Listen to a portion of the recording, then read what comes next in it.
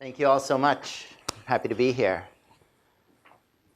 Have you ever had a really great idea in the shower? Have you ever wondered why you have really great ideas in the shower? It's kind of annoying, isn't it? I mean, why not have this great idea in your office? Or at least somewhere that's kind of dry?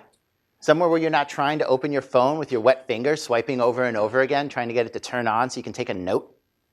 What is going on with this? It turns out the shower sets just the right conditions to activate the part of your brain that creates breakthroughs. It's a part that we don't give center stage to nearly enough. This is the part of your brain responsible for creativity. And 99% of people around the world have never heard of it. So what is this part of your brain? What is this part that gives us our human genius, our inventiveness, our innovation? It enabled Einstein to discover his special theory of relativity. And it enabled Keith Richards to write the hit song Satisfaction. We tend to think of breakthrough moments as being accidental, lucky moments. They're anything but.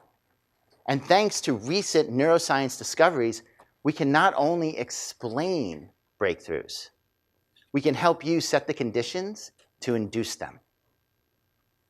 So do you want to know what this part of your brain is? Yes. Yeah. You want to know how to gain access to it? We thought you might. So, without further ado, it's really the story of two systems. And some of you right now might be thinking to yourselves, oh, this is going to be a left brain, right brain thing. No. Take that concept and try and remove it. It's very outdated. Your brain is a series of overlapping networks. And we're going to talk about two of them. The first one is the executive network. Now this one, for those of you who are overachievers, you're probably very familiar with it. It's very fastidious. It's very punctual. It's always got a goal. It's oriented towards that goal. It's task-focused. It's making a list. It's checking it twice. It's picking people up at the airport. This is the part of you that you put on a resume. The second network is called the default network. And it's called that because when you're not on task, you default to it. It's made up of about 10 brain regions. Everything from sensory information to metacognition, future prediction to memory, error prediction to empathy. We like to call it the Genius Lounge. It's nonlinear, and it's the seat of all your genius ideas. This you do not put on your resume. Allow me to give you an example. Imagine this resume, 2014 to 2016. Senior director of staring off into space randomly every 20 minutes or so, and lead of random and meandering walking in the middle of the day. 2017 to present, got promoted, SVP of Imagining the World Without Trees. It's kind of a ridiculous thing to put on your resume. The thing of it is it shows our biases. It shows the level of our biases that we would never put anything like that on a resume because the science tells us that it is exactly these sorts of behaviors we need in order to have breakthroughs. Whether it's Dmitri Mendeleev waking up from a nap and having the periodic table in his head, or Werner Heisenberg walking home from dinner with Niels Bohr across a park and suddenly discovering the uncertainty principle. The stories about this process are seemingly endless. Now at this point, some of you might be saying to yourselves, well, I'm just not a creative type. I want to promise all of you that everyone in this room has this system that we're talking about. You have the same exact system in your brain as Einstein. To say I'm not a creative person is equivalent to sitting on a couch for 2 straight years, basically not moving. And your friend comes over and bets you can't do 5 push-ups. And when you can't do even one, you roll on your back, you give a big sigh, and you go, well, I guess I'm just a couch potato. I think I'm going to double down on this couch sitting thing. You know that's not true. You know you have muscles. They've just atrophied. When you say, I'm not a creative person, it's the same thing. Your brain has the muscles. You're just accepting the fact that you're a neural couch potato. What you need to do is practice. Breakthrough thinking is not a theory. It's something that you do. And so you have to get your brain in shape for it. And that means practicing. So what is it that you have to practice? It's three main things. These are the three keys to breakthrough thinking: neuroplasticity, associative thinking, and mode switching.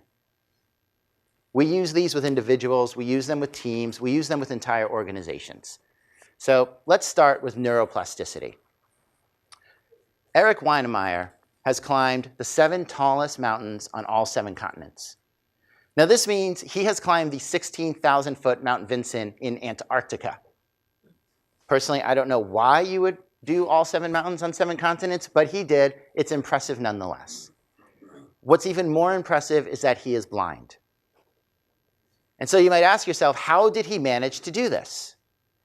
And the answer is he used a mechanism called a brain port. The brain port is a camera with a little relay that sits on the tongue. The camera converts visual data into electrical impulses, just like your eye does. But instead of sending it up the optic nerve into the brain, it sends it through the tongue into the brain. Now, Weinemeyer's brain was not built to interpret visual data through his tongue, but his brain rewired itself to be able to do that. The most important thing you have to understand about neuroplasticity is that your brain is a physical structure. Your brain is rewiring itself every second of every day. For you to have a new idea, you have to literally build new neural connections between your neurons, physical structures. When you have a breakthrough idea, there is a physical corollary in your brain. You can literally look and see the new neural loop that has been created to create this breakthrough. Now, the exercises I'm going to share with you right now are not necessarily going to create breakthroughs for you. But what they are going to do is build up your muscle. It's kind of like doing cardio and strength training if you're an athlete. So here's the first one. And this one we tend to do with teams a lot before getting to a larger question with them. It sort of pops their brains open. So I want you all to close your eyes. And if you're listening to this on a podcast and driving right now, please don't close your eyes. And don't look at your phone. But for the rest of you, please close your eyes. And I want you to imagine this thought experiment. What would our world look like if gravity stopped working at 10 p.m. and then started working again at 7 a.m.? How has our culture evolved if that is the situation? Are there nets over everyone's homes? Are the people who own the nets the richest people on the planet? Do people put their beds on the ceilings and then put mats on the floor in case they fall and oversleep? How do teenagers decide to rebel and get in trouble? Do they grab a bottle of alcohol and cut a hole in the net and just float off somewhere? Depending on who you ask, you get different answers. Designers start designing whole houses to be careful for this. Artists start depicting all the beautiful art that could be created in 0G. Okay, you can open your eyes. One of the things to look for is, how was that experience for you? Was it exhilarating? Was it exhausting? Was it frightening? Was it a lot of fun? How comfortable are you in engaging in these wide open things? And when you came upon an idea you'd never come upon before, and you had to build the structure in your brain to actually visualize it, that's plasticity. Here's another one you can play with at home. Turn on a foreign movie with no subtitles for 20 minutes and try and figure out what's going on. Notice what you pay attention to. You might start paying attention to the tone of voice, or the way the camera is angled, or what people are doing with their faces or their bodies. You start taking in completely different information, which is forcing you to build completely different connections. Again, it might seem like very far afield from having a breakthrough, but it's building the muscle towards those breakthroughs. That's the important part. When it comes to plasticity, it works both ways as well. It's not just about building new connections. We also have to prune away old useless connections in order to make space. So your brain has a delete button. We have an article about this on our website. You can literally set your brain to forget things so that you create more space so you can have more and new ideas. It's working on both sides. That's just a very quick run through how neuroplasticity plays into this. The next tool is associative thinking. Now, associative thinking is kind of the magic of the brain, because it's taking different ideas that you may not think are connected and bringing them together and finding the pattern, finding the similarities between them that can allow you to have a breakthrough. Steve Jobs once said, creativity is just putting things together. And in many ways, your default network is just putting things together. So Samuel O'Reilly was walking down the street in New York in the early 1900s and looked in the window and saw one of Thomas Edison's least successful inventions, the electric pen. I'm guessing most of you had no idea that Thomas Edison created an electric pen. That's how successful it was. But O'Reilly saw something in it, and he took it home, and he started playing with it, and he created the world's first modern tattooing machine. He was a tattoo artist. He saw something in it. It didn't have to be made out of the blue. He could associate to something brand new and shift the way he responded to it, shift the way he reacted to it. I want to show you this. So this is a write-up of the opening of the plot of Disney's Pocahontas. This is from a guy, Matt Bateman, online. And what's interesting is if you take the date and you take the names and the place and you change them with all of those things from the movie Avatar, you basically find out it's the same exact movie. They are literally telling the same exact story. And you can find this a lot all throughout literature. All the games you can play is people layer things on top of each other. So here's a fun one for you to do at home. When you have time, watch the Matrix trilogy. After you watch that trilogy, watch the Lego movie and tell me what you find. And you can play this game with all kinds of movies. You can play this game with all kinds of books. The patterns start playing over and over again. It's kind of fascinating and fun. So the question becomes, where's the rubber meet the road on this stuff? Why are we even bothering with it? So Bill O'Connor from Autodesk is the head of the Human Genome Project. And they've come up with 7 essential innovation questions, which at first you're like, are you kidding me? But you actually go through it and you find out that it's actually a very effective guide to lead you through any kind of solution you're looking for and looking at it from multiple angles, multiple directions, helping you associate it in different ways. So the 7 questions are look, use, move, interconnect, alter, make, and imagine. Now those 7, each of them breaks down into 6 sub-questions. So it becomes a very long list that you can popcorn through. And Bill does some amazing consulting work using this. But what it does is it creates a concrete frame around which to engage in a very ethereal process, which is the breakthrough. When I work with special forces, we do it in a slightly different way.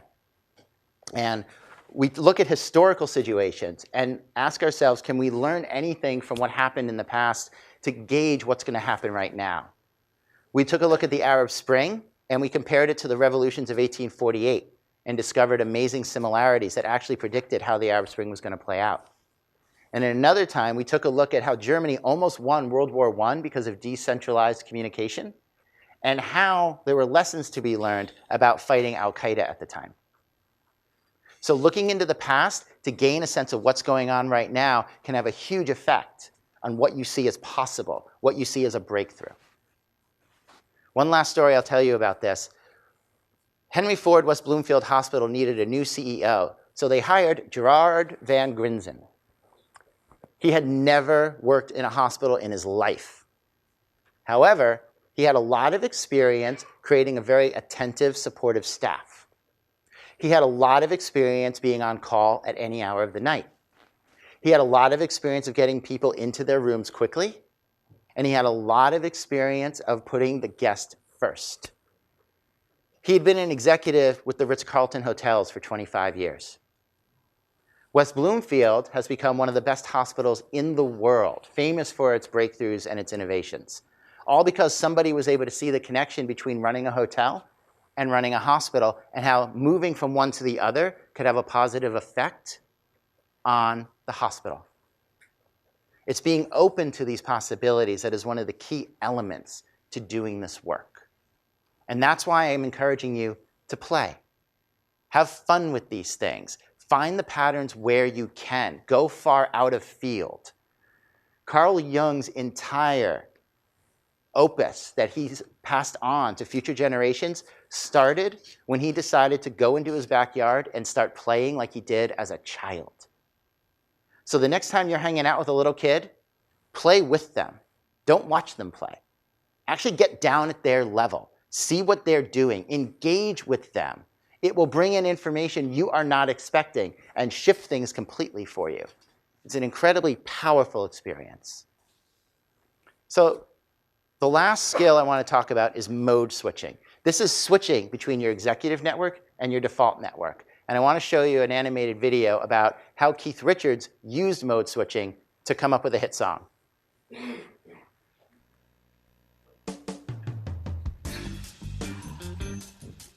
Florida, 1965. The Rolling Stones are on their first US tour, but they're not the Rolling Stones yet. They're about as popular as Herman's Hermits. What they're in need of is a breakthrough hit, a #1 song, and no one knows it more than Keith Richards. One night in his motel room, Richards was trying to write that song. So what's going on inside his brain when he's attempting to have this breakthrough?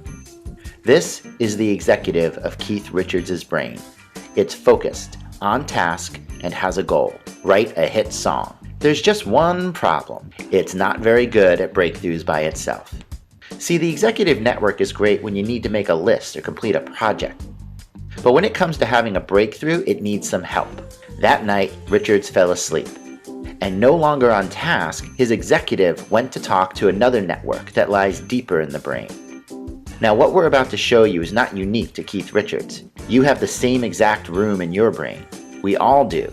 We just don't access it enough. This is your Genius Lounge. About 10 different brain regions in here, all hanging out talking. There's Mozart, Leonardo da Vinci, Marie Curie, Einstein. Welcome to the part of your brain that's working on stuff when you don't think you're working on stuff. That night, Richards' executive walked in and said, "Quiet! All right, everyone, we need a breakthrough hit. Now go." The executive went and busied itself with something mindless. In this case, sleep, but it can be doing the dishes or the laundry or taking a shower. Meanwhile, the geniuses started sharing all kinds of information, from art to music to childhood memories. This was the sum total of Keith Richards' experience and knowledge, and the combining created his intuition. It created a breakthrough. Richards woke up in the middle of the night and began to play.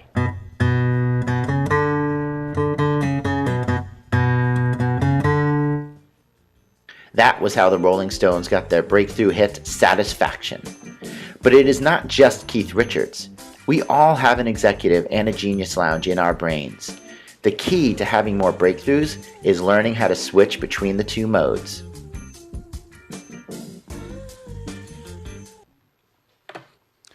It's an absolutely true story, and Richards actually talks about how the next morning he woke up having no memory of what he had done. And he saw the tape recorder had run all the way out.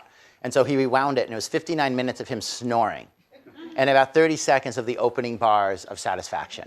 And he said he fell right back asleep, and you can hear the guitar pick fall out of his hand and hit the floor. These stories, as I said, they're kind of legendary. They're happening all the time. And it's about this ability to kind of step into this open space where we allow different random ideas to connect with one another, and then to step back out, to switch out of that mode, back to the executive. Because we're going to have a bias one way or the other. Some people are going to have a bias for the executive, and they're going to say the executive network is what gets everything done. It's all about hard work. It's about perspiration. It's about discipline. Anybody can have a good idea. It's all about the implementation. I'm sure you've heard all of these things at different times in your life. Other people are going to have a bias towards the default network. It's all about staying loose, giving yourself time, being open-minded, just letting things emerge. Both are completely true. What we need is we need the openness to allow them both to happen, to switch back and forth. Now, when we work with individuals, one of the things that we do is work with them to create these spaces. These are the sort of spaces that happen when you're falling asleep, when you get into the shower. We have a bias against them. We feel like if we're not using our executive network, we're not really working. And we feel like if we're using our default network, somehow we're slacking off. Somehow this isn't what we're supposed to be doing. but to actually create time, to actually use our executive network to create a focus, to say this is a goal I want, to fill our brains with a certain amount of information, and then to be able to switch modes, to be able to let go. And just let your brain wander about. This is the key. Because then when you actually have an idea, it will come back into your consciousness, and now you need the discipline again. Now you need to work on it. When it came out of his head and he had those opening 8 bars from Keith Richards, it wasn't done. The Rolling Stones recorded it the next day in Chicago, and they recorded it as kind of a slow, bluesy thing, and nobody liked it. It didn't work. 2 days later, they were in LA. They had a different producer in a different studio, and the rest of the band started weighing in on what it should be. And from all of that back and forth, that's when you ended up with the satisfaction that we all know. So the switching between giving yourself the focus, but then giving yourself the leeway to have the idea, and then working hard on the idea. This is what makes it all possible. Now, we've adapted what we've learned from the brain for people to use with their teams, for people to use with their organizations. One of the things that we talk about, and we have an article about this, is what we call quiet and loud brainstorming.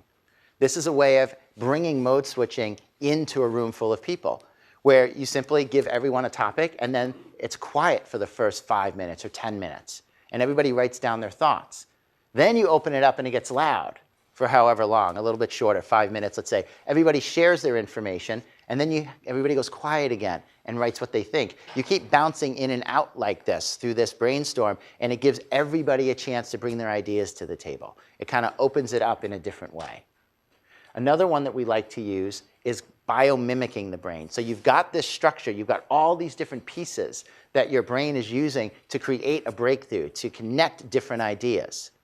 And so what we did is we figured out that if you fill the space with people who are mavens, they're really on top of what's going on in the world. People who are makers, they love building things. People who are deep theorists, they're just caught in their heads and they know all of the theories. But then people who are wide generalists, they know a lot about a lot of things. Then you get people in there who have a lot of empathy.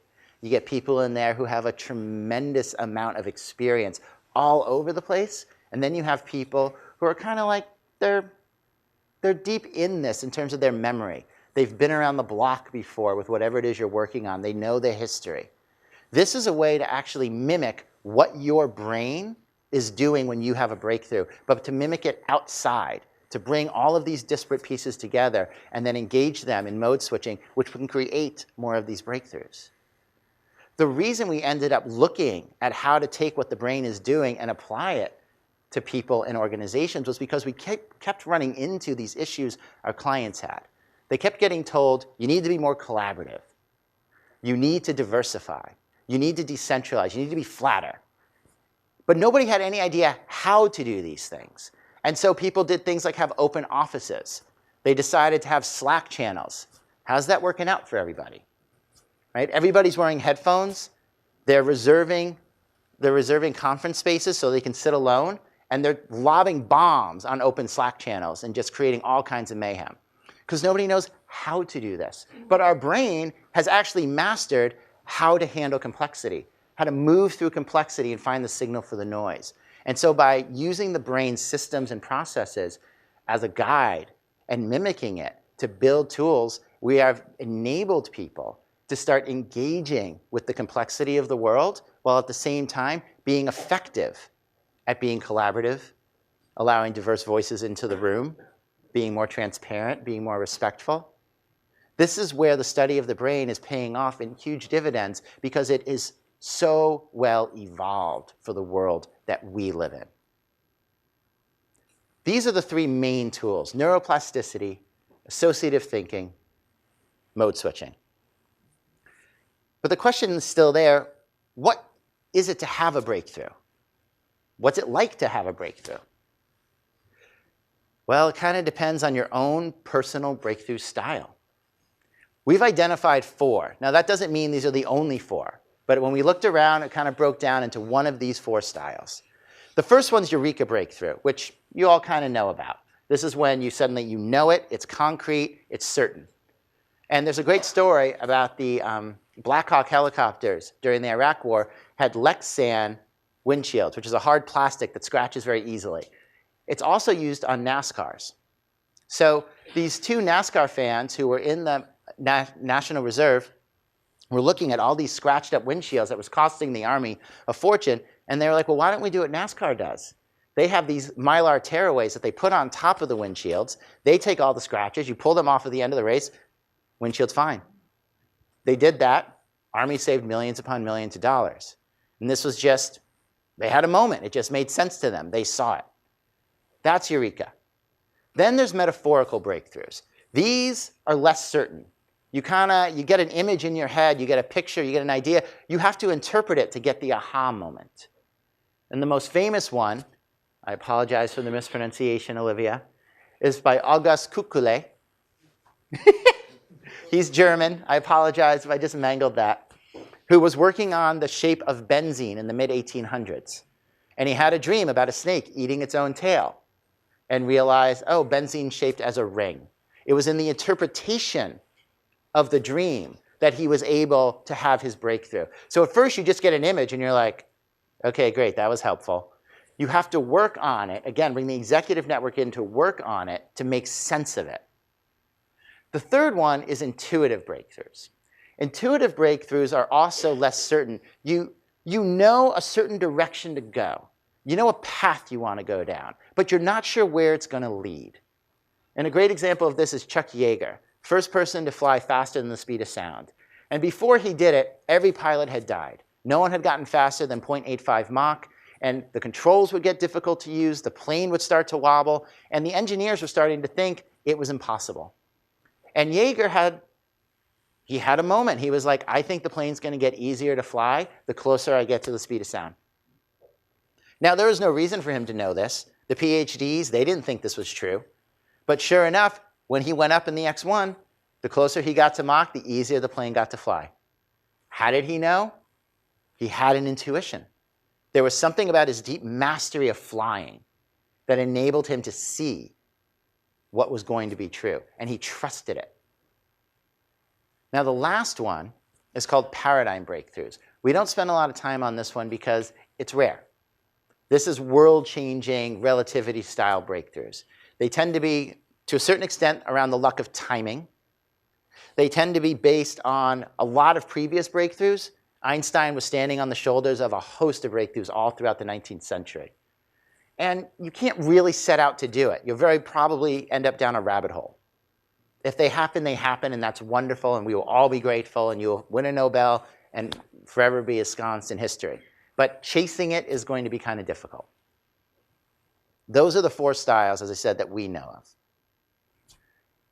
So returning to the shower for a moment. Why do we get these good ideas in the shower? Well, the shower sets the perfect conditions for mode switching. You step into the shower, and your executive network has just enough to do to keep it occupied. You're going to clean yourself. That's fine. It creates a wonderful space for your default network to start coming on, to start working. And you bring your neuroplasticity in, which gives you the muscle to start making different associations. So the shower becomes a perfect place to bring all of these tools together. And you may have one of the four styles of breakthroughs at any point in there. Last thing. It's not going to be easy. You are going to face obstacles. You are going to face difficulties, and you're going to have to push through. To talk about 3 of these obstacles, I want to introduce my co-author and mother of dragons, Olivia Fox.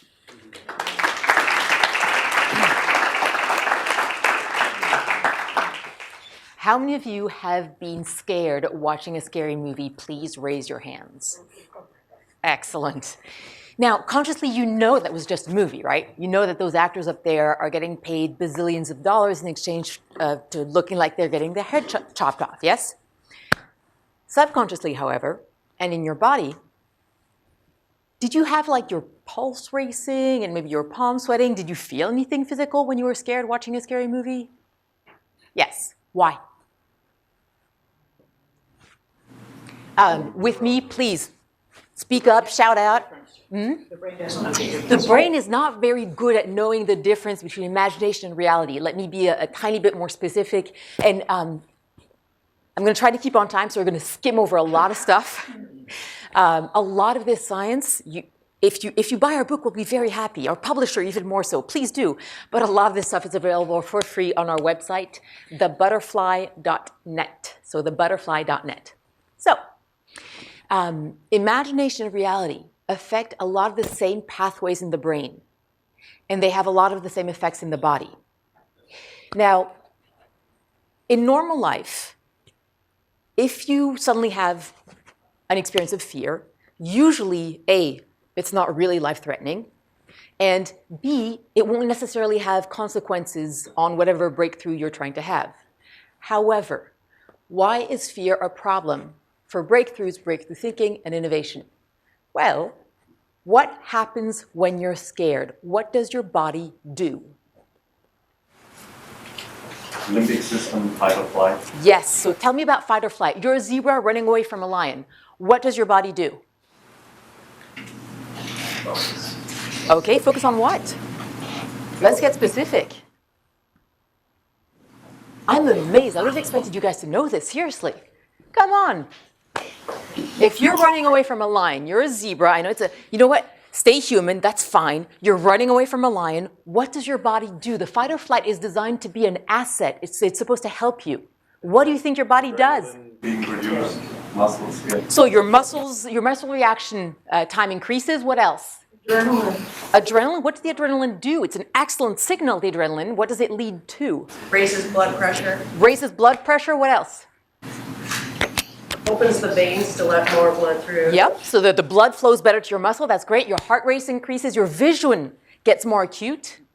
So all these are critical things to survive. And what does it shut down? Digestion. Digestion. Thinking brain. There you go. So it shuts down everything that's superfluous to run away from a lion.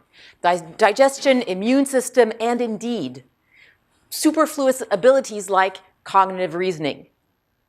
Which means that just when you need it most, if fear shows up on the way to breakthrough, it's usually fear of failure, and we'll talk about that, that's when more primal parts of your brain hijack controls and shut down the very parts of your brain you need. One small thing to know about fear and... Sorry, I'm running through my brain to see how much I can cram into 6 minutes. You know what? We're going to move on to failure. There's a lot more on the website, I promise. In order to handle fear, there's quite a few things you can do. There are some mental tools. There are some physical tools. If you've heard of the relaxation response, it's a very good one to use. And if you have heard about meditation, it's an excellent one to use too. But I think that fear is covered enough elsewhere that I'd really like to focus on failure, actually. Now, I know that, especially at Stanford, you're told often that you should embrace failure, and failure is good, and that's great. The problem is that they don't tell you how. And what is it that we, when we fear failure, we fear, of course, the consequences, but we fear even more the actual experience of failure itself. And fear plus failure can manifest in your mind as a couple of things. One, the impostor syndrome, which you may have heard of. The impostor syndrome is this unfortunate feeling that so many people have, that you're just waiting, you don't really know what you're doing, and you're just waiting for the other shoe to drop, for someone to find you out and expose as a fraud. Have any of you ever felt this ever? That's pretty confident people, okay. It turns out that since the impostor syndrome was first starting to be studied in the 70s, a vast majority of the population has felt this way at some point or another. But what's fascinating is that the higher up the level of education you go, the worse it gets. Current theory is that the more you know, the more you're aware of how small, the sum total of knowledge, the more you're aware of how small your own knowledge is in comparison. But however that may be, the imposter syndrome is caused by a self-image of yourself as not fill in the blank. And for us, with breakthroughs, it's usually a self-image of yourself as not creative, not a genius not in the valley, Steve Jobs. So you can rebuild your self-image. And you've got a couple of ways to do this. The easiest one is going to be to decide which self-image you want. In this case, let's say that you want to see yourself as creative. Second, gather past evidence. There's a couple of limitations in the brain that are going to come in handy here. It doesn't have a great sense of imagination versus reality, as we've said. It also doesn't have a great sense of time or scale. Have you ever heard of the science of small wins? So that is the fact that, okay, have you ever had a day where lots of little bad things happened one after the other? And you get the feeling that it's just one darn thing, one after the other. And somehow that's harder to live through than one big thing. Have you ever had that experience? That's because our brain doesn't prioritize super well. It doesn't realize instinctively what the different importances are. So small acts of creativity stacked up, if there's lots of them, it can seem the same to your brain as one big creative breakthrough. And we're just trying to change your self-image of how you see yourself with regards to breakthroughs. Another thing that you'll want to do, if you use the science of small wins, a good example, if you see my eyes glancing up, by the way, I'm looking at the clock. So another thing that you can do using the science of small wins is start really, really small. BJ Fogg, who's here at Stanford with the, what is it, it's the Persuasion Lab, I think, who has the method called Tiny Habits, which is absolutely fantastic if you want to learn about rituals and routines and habit stacking. He's the guy to go to. He recommends, for example, that if you want to start flossing, floss just one tooth. That is how easy you want to make it. In the same way, if you want to change your self-image and you want to have an image of your brain as incredibly creative, start really, really small. You could, for example, look around your office and start making up backstories for the objects there. Like your photocopier, his name is Philip, comes from Minnesota, and he's really big into ice hockey. And you start building things, you start from the really, really, really small, and you start stacking creative habits that way. Fear, failure, and the last one of the obstacles, which is one of the biggest ones you'll face and the one that we don't speak of often enough. Increasingly, people do speak about how failure is important and how you can go through it, etc. But the way we handle uncertainty is actually one of the biggest blockers on the road to breakthroughs. Have you ever had the feeling that when you're waiting for a result, and the feeling that you'd rather even get bad news rather than just being left in suspense? That's our inability to deal with uncertainty. Why do we have this issue with uncertainty? It actually registers in the brain like physical pain. It's a tension, a gap that must be resolved before you can move forward. And just like with fear and failure, you can learn how to handle uncertainty. You can practice uncertainty. You can watch a horror movie or a mystery movie and stop before the end. And then just sit and see what's happening inside of you and learn how to handle your feelings. There's a joke that meditators often say on retreat, which is, don't just do something, sit there.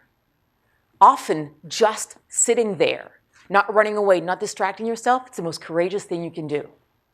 You can also use sports games. You can go to a game, you can watch a game on television where you don't know the outcome, which is one of the things we love about games, by the way, and turn the television off or leave the game, and then just handle the uncertainty. That's a good way to practice. You can reduce the uncertainty by learning how to think like a poker player. My favorite is Annie Duke. She has a great website with lots and lots of tips on there, and she has books and courses. When you think like a poker player, you're always thinking in probabilities. And that can help you, A, narrow down the range, but also realizing that there's never 100% or never 0%. When Annie first started dating her boyfriend, now fiancé, they're all poker players, her brother, they're all champions, and they've got the bracelets, etc. Turns out that her family started making bets on whether they'd get married. And so they actually named the option after the couple. they think probabilistically about everything. So we've talked about practicing, we've talked about reducing, and the last one is balancing uncertainty. You'd be surprised by how many very, very creative artists, designers, dancers have taken their entire day and dropped it into routine from morning to evening, because it's we all have a certain threshold above which our brain goes into this fight or flight mode because there's too much uncertainty. So it's almost as if you have a bucket, a scale, with a bucket of certainty on one hand and uncertainty on the other. You need uncertainty to have breakthroughs. If you can't handle uncertainty, you'll only do things that are guaranteed to work. Therefore, that aren't innovative, that aren't new. If you load the certainty bucket with rituals, routines, and habits as much as possible, then you can handle more uncertainty on the other side. Does that make sense? Okay. Last 30 seconds. 3 best tools that will work for all of these. One is a sense of purpose. And when I say purpose, not necessarily higher or altruistic purpose. It's entirely, Hitler had a purpose. It's entirely possible and very frequent to have a purpose that is not altruistic. But a sense of purpose will give you the sense that you're on a mission. My favorite example is Joan of Arc. This is when she started out, 12-year-old illiterate peasant girl who, and this, believe me, in medieval France, I'm French, I would know, this would really be, still is unheard of, that not only she made her way to the French king, not only convinced him to send her at the head of the army, but then convinced the French army, who hadn't made a single attempt in 9 months, to mount 5 attacks in a couple of weeks. And she changed the course of that war. Imagine the difference if she'd seen what she was doing as a project. Instead, it was her mission, it was her purpose. She turned that war into a holy crusade. When you have a purpose, it'll help you combat the fear and the sense of failure and the uncertainty. Now, if on top of the purpose you add altruism, then that's as close to a magic formula as you'll ever get in breakthroughs.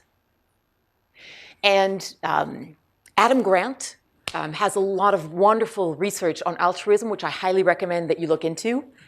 I'm pretty sure there's some of it on our website, along with a lot more brain research for those of you who are hardcore geeks. Altruism is measurably boosts creativity, and it can also help you combat all of those 3. Lastly, meditation. You've heard of it in all sorts of ways, so you know it's good for you. Think of it not like a spiritual practice. Think of it as a toolbox. You wouldn't use a hammer and a screwdriver for the same purpose. Well, you shouldn't use metta or vipassana meditation for the same purpose. It's a toolbox. There's a lot of sites you can learn about meditation. I think that's it. Thank you very much.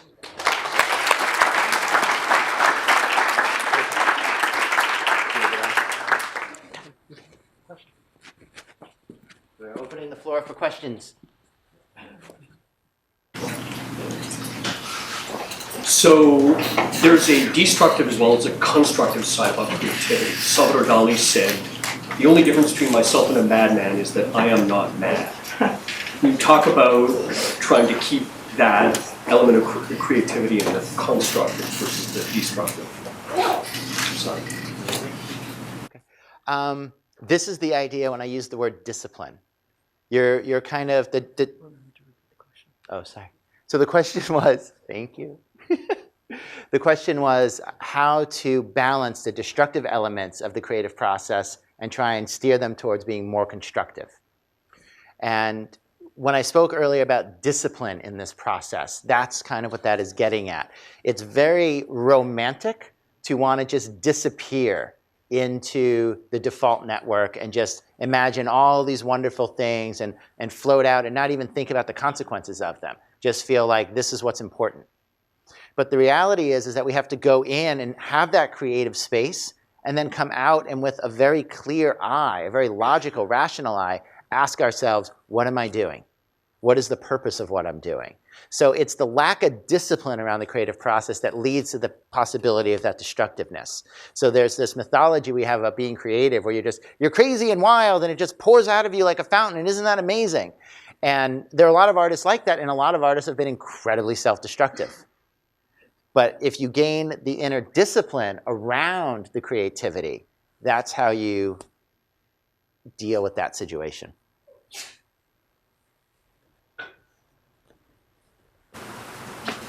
At one point you mentioned having an idea and then also having to like work with it and like keep at it, even if it's not the initial breakthrough. How would you describe like knowing when to bail on an idea? Or like, you know, like how do you know when it's not worth putting in that, you know, it's not a good idea from the start? Like, do you have any tips on deciphering that? So the question is, if you have an idea, you have a breakthrough, and then you're working on it, you're actually doing the disciplined thing and working on it, how do you know when to toss in the towel on the idea? It's an excellent question.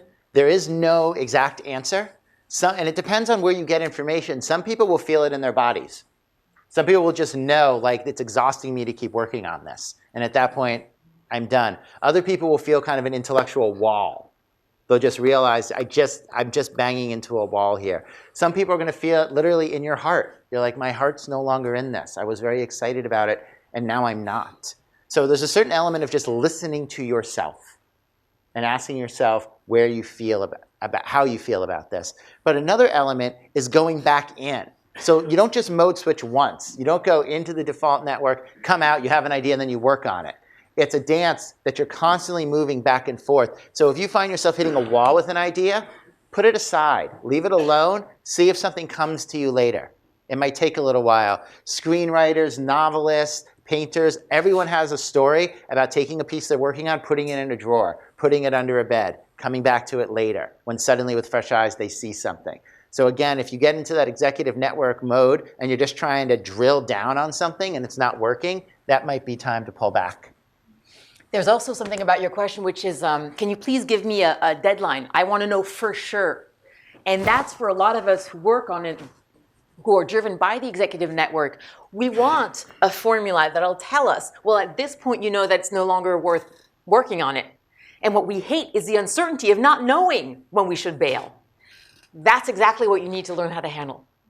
Because unfortunately, I know you're going to hate this, but there isn't an answer. And Judah's going to give you all sorts of intuitive. We've behaved very well up until now. I'm amazed. 8 minutes, it can't go too far bad. He's going to give you all sorts of intuitive, et cetera, et cetera. For people like me, it drives me batshit crazy. Sorry, unfortunately, there is no hard answer on that one. So on the other side, sometimes we come with what we think is a breakthrough, we think it's genius, and then the next day we think, what was I thinking? Was I chemically aided like Keith Richards and coming up with the idea? How did I get there? Now, sometimes those are slams on our egos. We think I thought it was brilliant, I realize now this was a really poor choice. How do we sort of balance when we think something is great and then we realize later not so great? I think we can, would it be fair to say that what you're asking is how can we evaluate what we've just come up with, whether it's what's in your net? Okay. So there are a number of tools, and this is where you come out of that creative space and actually look at your idea in the light of day. And sometimes it's just having that hard and fast look the next morning. Sometimes it's having a crew that you run things by, that you trust, that you feel safe with, and you go to them and you're like, so I had this idea. I think it might be genius, but it might be crap. And you know that they'll tell you the truth. Another thing you can do is just try it. Right? I'm like, all right, I'm gonna test this out and see what happens. Sometimes what we do is we get attached to our ideas and we treat them like very delicate flowers, and we don't ever expose them to reality, and that's how we get caught in that loop, which also goes back to the earlier question of like just taking your idea if you're stuck on and just put it out in the world and see what the world does with it. And that can sometimes shift you. And sometimes it's harsh and you're like, well, I'm not getting an idea. And you're like, oh, and you kind of want to slink away. But that's sort of a part of it.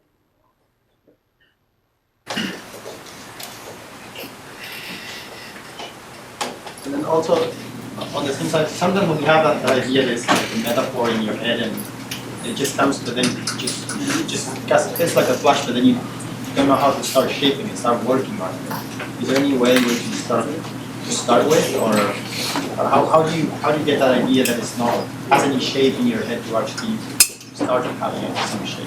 So the question is, what happens if you get a metaphor in your head? If you get a sort of half-formed idea in your head and you can't, that's all it is. It's this half-formed metaphor. How do you actually work with that? First of all, if you don't get metaphors, that's okay. I hate metaphors. Breakthroughs, really, what you have to realize is that of all the styles of breakthroughs, and remember, the 4 that we categorized was just for ease of writing. But there's no one style of breakthrough that's better than another. He gets metaphorical breakthroughs. I tend to get Eureka. You've never had a Eureka breakthrough, have you? No. No, he's terrible. And occasionally, I'll get intuitive just because I've been in this work so long. Do you ever get intuitive? I do. Really? Anyway, so just realizing that all breakthrough styles are equally worthy. Okay. Take the metaphor. Okay. So if you have this metaphor and you can't make heads or tails of it, there's a couple of things you can do. One, again, share it with people. See what they say. It's not that they're necessarily going to have the answer, but whatever they give you will kind of shift your stuck place. Another thing you can do is look at the metaphor and ask yourself, where's this coming from? Is it something from my childhood? Is it something I read recently? What's the meaning of this? Read about it. Look into it. Research it. It might pop you into understanding what is it that was shown to you. And another possibility is take the metaphor with your executive network and focus your default network on it. Go back in. See what happens if you just churn on the metaphor, if something popped back out at you. Those are the 3 main ways to try and engage it. And sometimes, to go to the earlier point, just not really an idea, which happens a lot. Let's do one more question. One more question. Where do dreams come into play? Oh, boy. All yours. So the question is, where do dreams come into play with this? And the safe answer is it depends on who you ask. Some people will tell you dreams are just a random assortment of things going on as your brain clears itself out from the day's occurrences. Other people will tell you dreams are your unconscious way of talking to yourself, of giving you answers. There are so many stories of people having breakthroughs coming in dreams that, for me, it's hard to ignore. I personally don't know what the mechanism is, but the sheer number of people that have woken up and been like, oh, that's my answer. From Einstein to Mendeleev to Pascal, it just goes on and on and on. So from my point of view, dreams are a time when the default network is very, very active. And it's a kind of a metaphorical way of the default network showing you a connection.